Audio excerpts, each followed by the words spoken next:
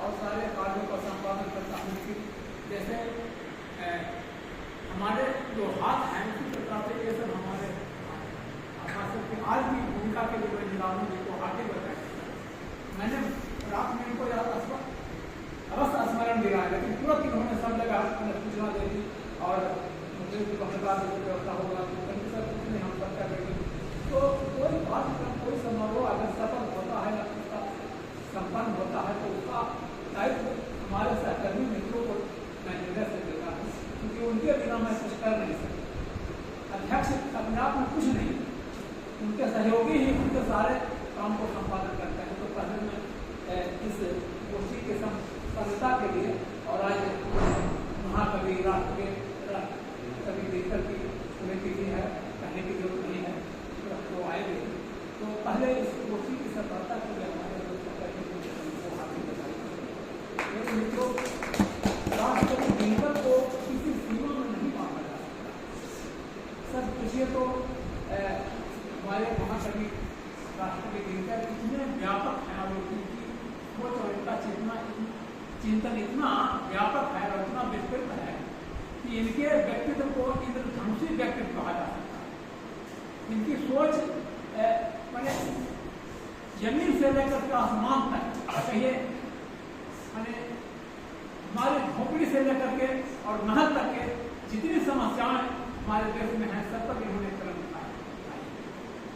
जब देश स्वतंत्र था, जब देश हमारा गुलाम था, तो देश के जो कहिए रचनाकार थे या जो साहित्यकार थे या जो कवि थे, उनके सामने एक समस्या थी कि देश आजाद हो, चाहे वो भारतेंदु हरिश्चंद्र हो, चाहे महात्मा चतुर्वेदी हो, चाहे कहिए मत्स्यगुप्त हो।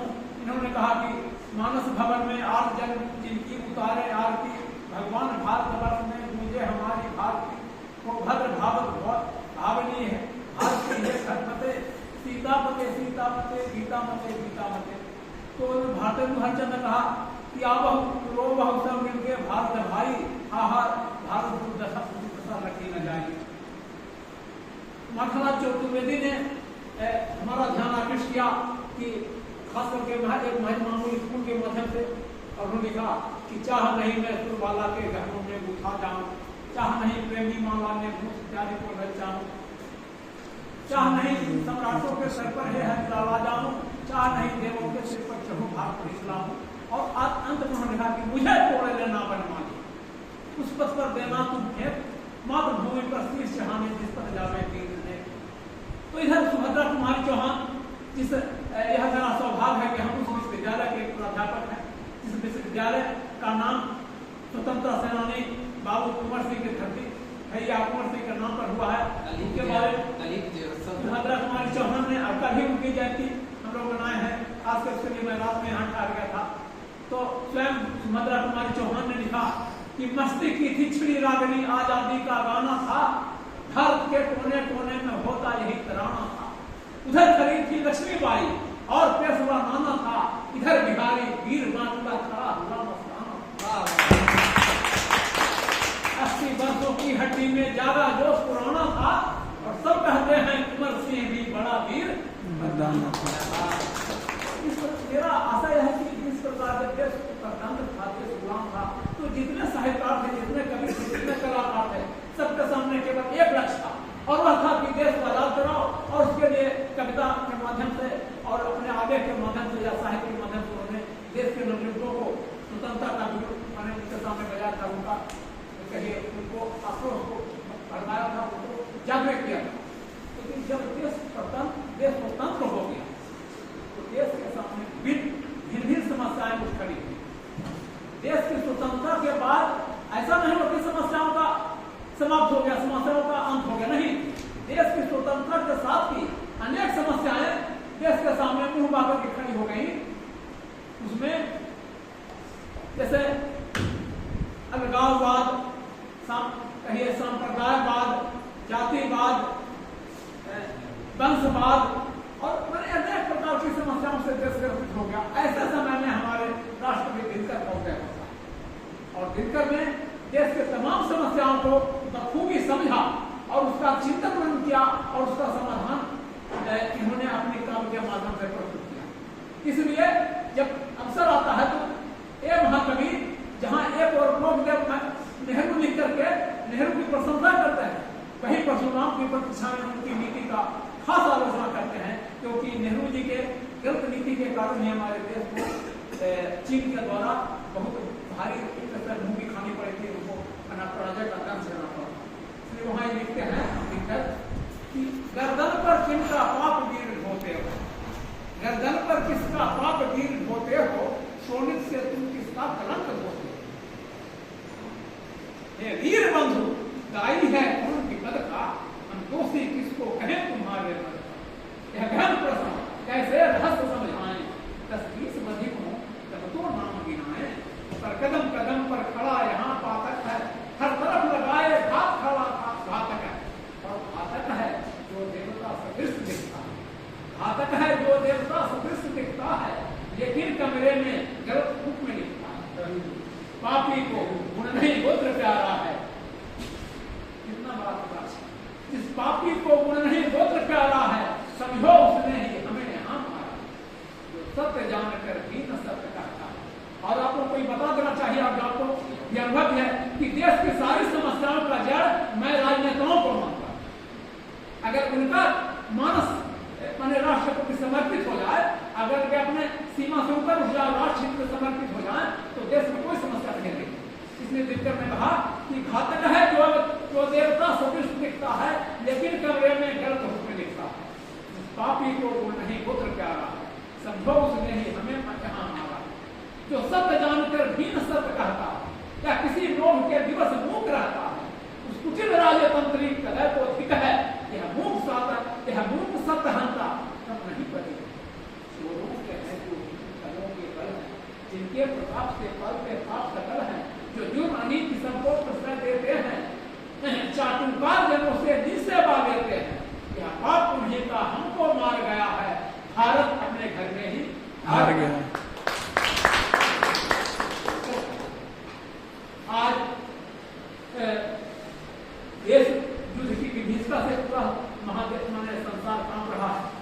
आप लोगों को बताने की जरूरत नहीं है, सभी लोग यहाँ कि माने यहाँ ईरान और अमेरिका के इस द्वंद्व युद्ध में या इन दोनों के पारस्परिक युद्ध में पूरा संसार उलझा हुआ है। और इस युद्ध का कारण अगर पूछा जाए तो कौन क्या कारण बताएगा? केवल मिथ्या अहंकार और कहिए अपने माने कहिए स्वार्थ की पूर्ति, केवल अपने लिए सोचना। एक देश का प्रतिनिधि, एक देश का सत्ताधारी, किसी भी देश का हो, अगर केवल अपने अहंकार की पुष्टि के लिए कोई युद्ध मानता है तो इससे बढ़कर नादानी क्या हो। इसलिए दिनकर ने कहा, मैं दिनकर की पंक्ति को आकृष्ट करना चाहता हूँ। दिनकर ने कहा कि सुन सको तो सुनो मंगल जगत के लोग, सुन सको तो सुनो मंगल जगत के लोग, तुम्हारे पास जाने का जो जीव कर रहा उद्योग, वह अभी है पशु, निरा पशु, किस रक्त पिपासु, अब बुद्धि उसकी दानवी है, स्थूल की जिज्ञासु। यह मनुष्य संहार से भी ऊपर गिराते हैं हस्तिनापुर, और उन्होंने अपना प्रस्ताव रखा, और उस प्रस्ताव भी आप जानते हैं कि उन्होंने 5 गांव की मांग किया। तो हम वहीं से अपनी बात शुरू करते हैं। हो गया पूर्ण अज्ञातवास, पांडव लौटे बन के सन से साहस, पावक में कनक सदृश तक कर, वीरत्व लिए कुछ और प्रखर, नस नस में तेज प्रवाह लिए, कुछ नया और उत्साह लिए। सौभाग्य न सब दिन सोता है, देखें आगे क्या होगा। तो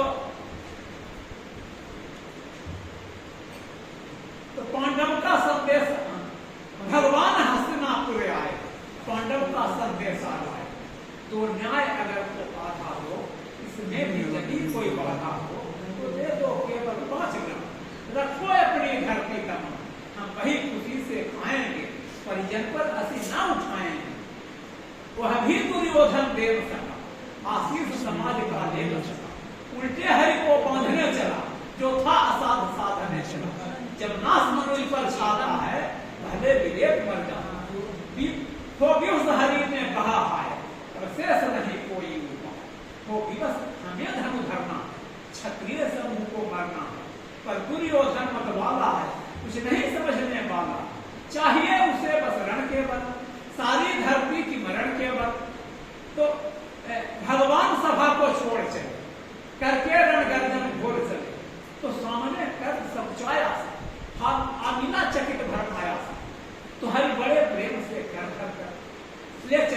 चढ़ा अपने रथ चला पर बात चली, सब दब की टेढ़ी बात चली। शीतल हो हरि ने कहा है, शीतल हो हरि ने कहा है, अब शेष नहीं कोई उपाय।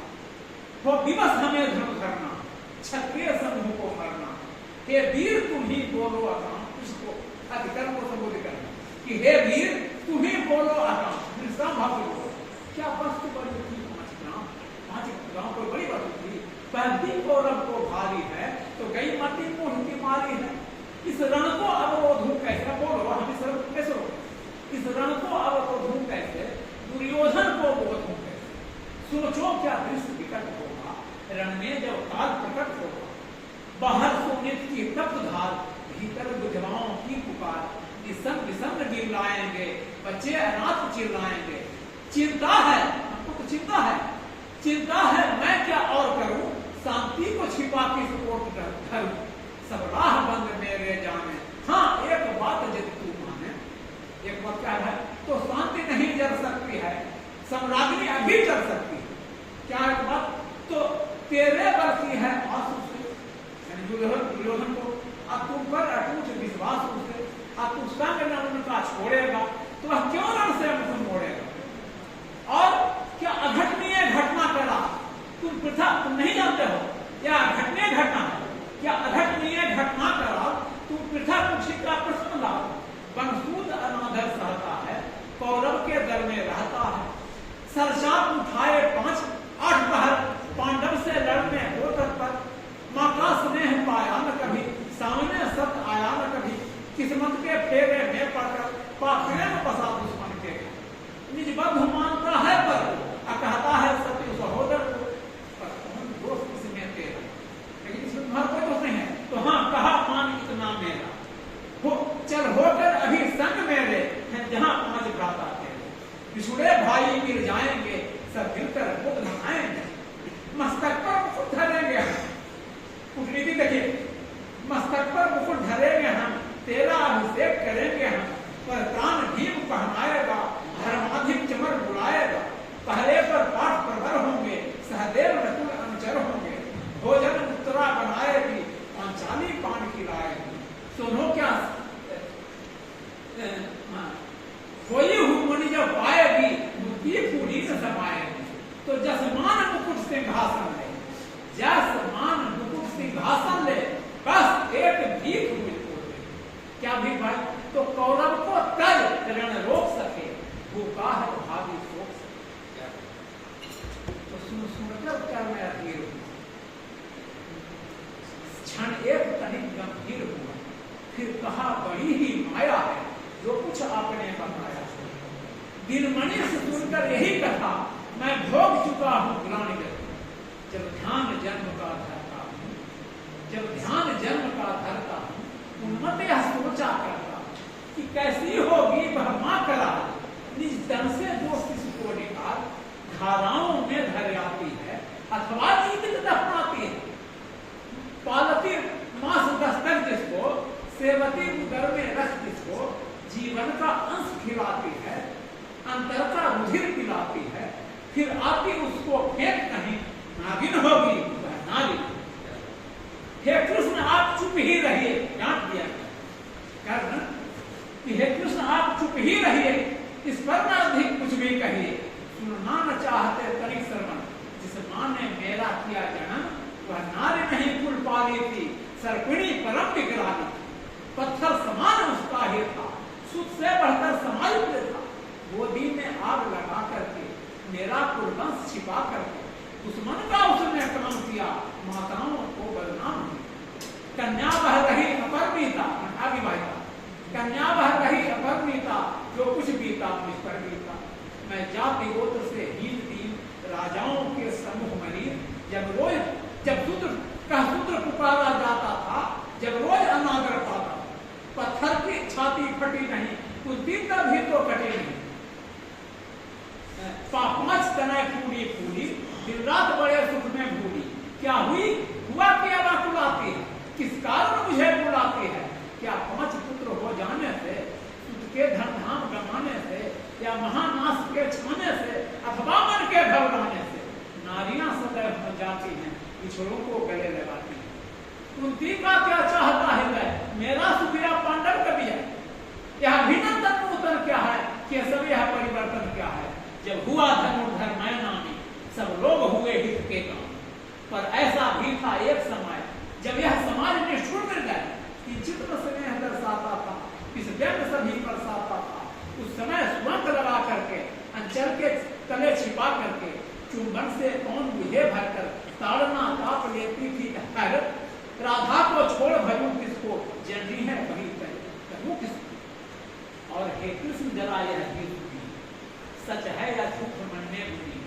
भूलों में मैं था बड़ा, किसका स्नेह था बड़ा, किसने मुझको सम्मान दिया, निर्मला दे महिमा मान किया।